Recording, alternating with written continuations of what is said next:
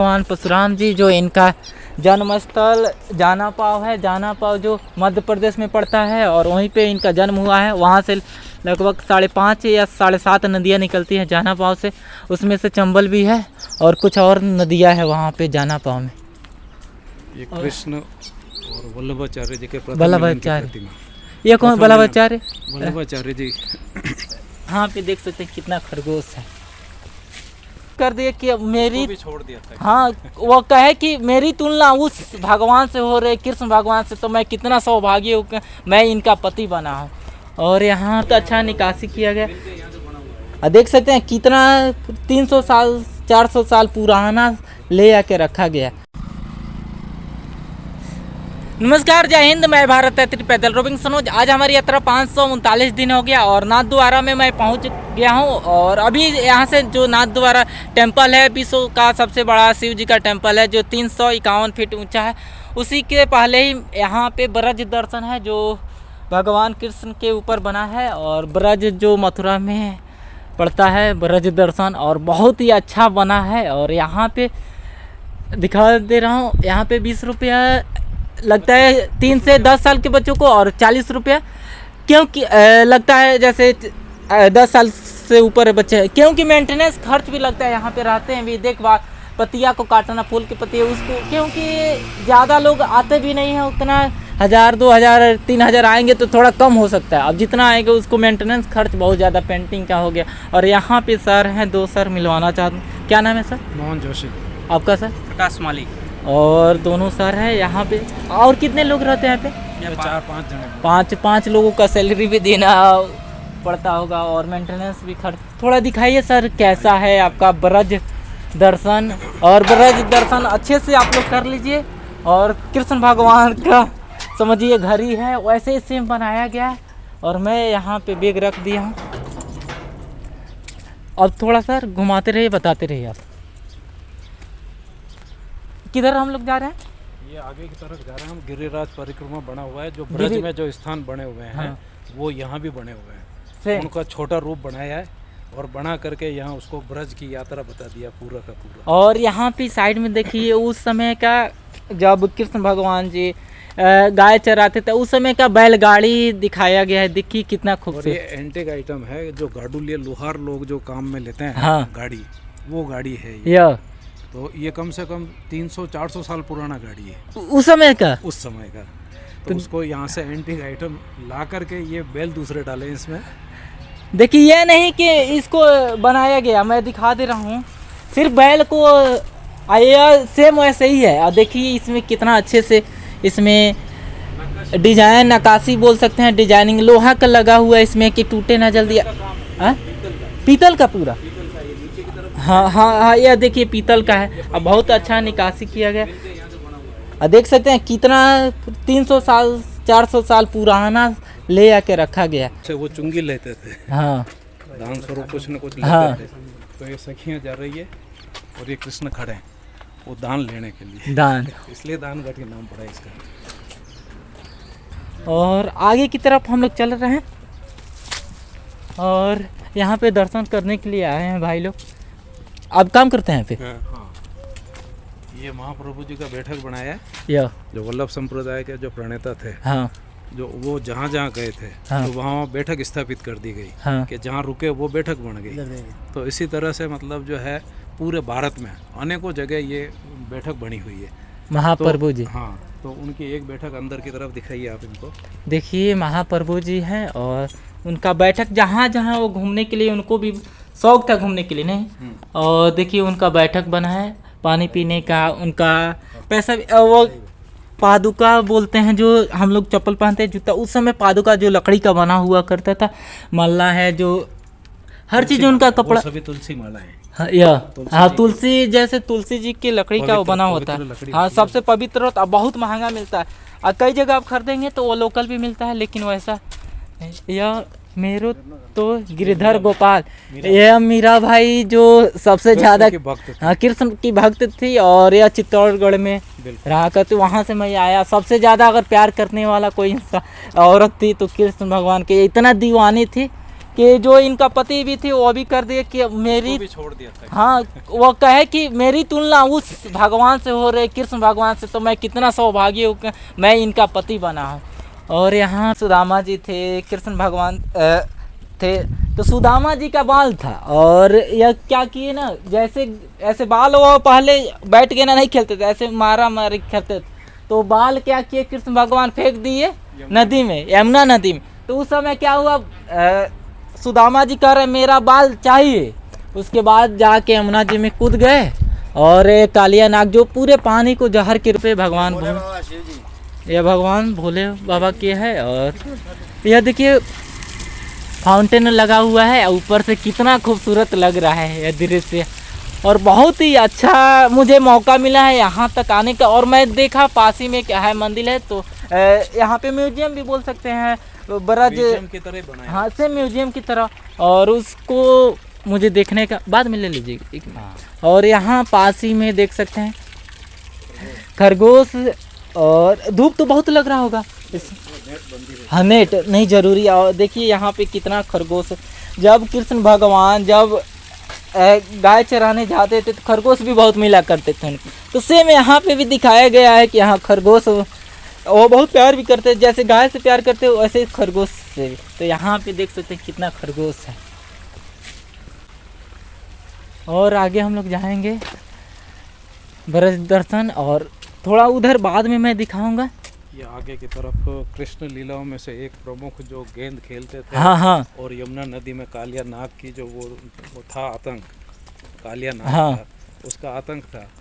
तो उससे मतलब छुटकारा पाने के लिए कृष्ण ने एक लीला रची थी कि गेंद खेल रहे, और गेंद जब पानी में चली गई तो अंदर की तरफ ये कालिया नाग था, और उसको मतलब काबू में करके ये बाहर निकले थे उससे। जैसे हम लोग जब कृष्ण लीला जब छोटे थे तो देखा करते थे, तो सुदामा जी थे, कृष्ण भगवान थे, तो सुदामा जी का बाल था, और यह क्या किए ना, जैसे ऐसे बाल वो पहले बैठ के ना नहीं खेलते थे, ऐसे मारा मारी खेलते थे, तो बाल क्या किए कृष्ण भगवान फेंक दिए नदी में, यमुना नदी में। तो उस समय क्या हुआ, सुदामा जी कह रहे मेरा बाल चाहिए।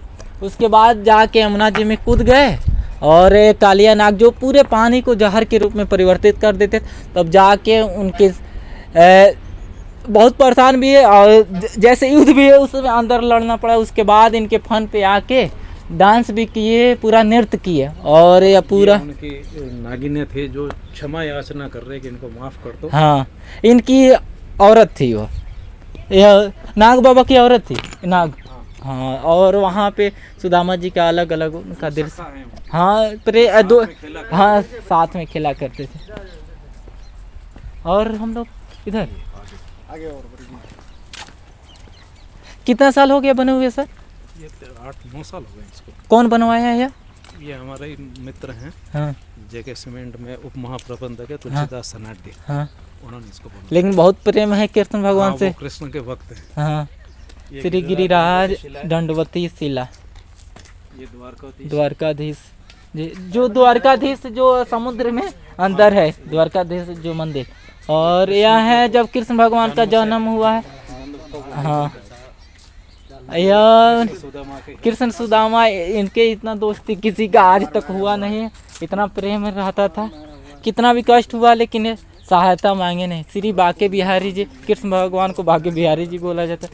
अब देखिए कितना इतना अच्छा परिक्रमा जो करने का बनाया गया है, बहुत ही सोच समझ के। ये सभी बैठे हुए हैं, अष्ट सखा हैं इनके। अष्ट सखा, तो मंदिर में क्या है, आज भी अष्ट सखाओं की, अष्ट भोग की, हाँ। और 8 दर्शनों का वो अभी भी मतलब चालू है। तो 8 का महत्व है उनके वहाँ। 8 का, हाँ, तो अष्ट सखा है। जैसे भजन जब कीर्तन होता है ना, तो 8 लोग बैठ के भजन कीर्तन करते हैं कृष्ण भगवान। और यहाँ पे ये वो गाय जो प्रकट हुए थे तो गाय ने दूध का किया था, हाँ तो दूध से अपनी सेवाएं दी थी, तो वो उसी में। हाँ, ये श्री सद पांडे जी जो इनके भक्त थे। ये बजरंगबली पूंछड़ी का लोटा। अरे जो सामलिया सेठ का जो मंदिर बना है वही, हाँ। वही देखिए वो बता रहे थे, वही मुझे याद भी आया। श्री के लोटा हनुमान जी का मंदिर है वो। श्री राणा जी जी। लोक देवता है।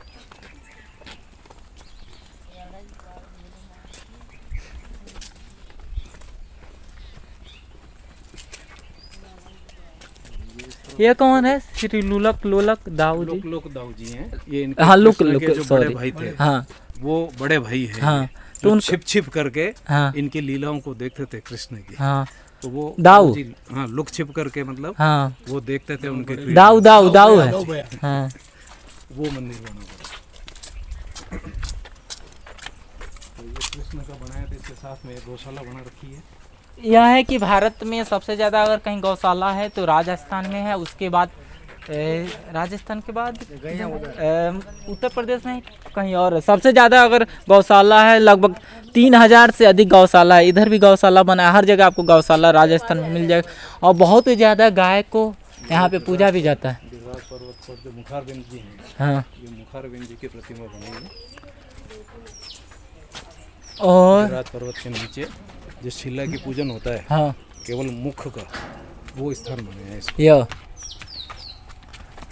दान, यह दान घाटी ये दान घाटी। कृष्ण भगवान जब सखियां जब जाती थी हाँ तो उनसे वो चुंगी लेते थे, हाँ दान स्वरूप कुछ न कुछ लेते हाँ। थे।